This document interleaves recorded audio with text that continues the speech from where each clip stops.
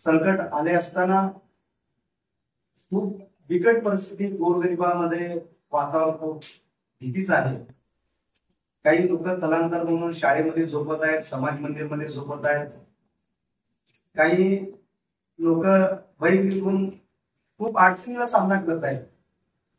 आज रोजी आम्ही रिपब्लिकन पार्टी ऑफ इंडिया एकतावादीच्या वतीनं जे महाराष्ट्रातील दिग्गज असे कलाकार आहेत, महाराष्ट्रातील दिग्गज असे खेळाडू आहेत, महाराष्ट्रातील ज्या महाराष्ट्राच्या नावाने इतक्या खूप मोठ्या पदावर पोहोचलेले लोक आहेत, आम्हाला या सर्व महाराष्ट्रातील कलाकारांना असेल, महाराष्ट्रातील खेळाडूंना असेल, महाराष्ट्रातील व्यावसायिकांना असेल, या सर्वांना आम्हाला विनंती करायचं आहे, आवाहन करायचं आहे की बाबा खूप लोक भयभीत झालेले आहेत, शेतकरी भयभीत झालेला आहे, मजूर भयभीत झालेला आहे, तर आपण त्यांना थोडीशी मदत केली पाहिजे, आपण मदतीसाठी पुढे आलं पाहिजे असं माझं आव्हान आहे। आणि सर्व कलाकारांनी आमच्या आव्हानाला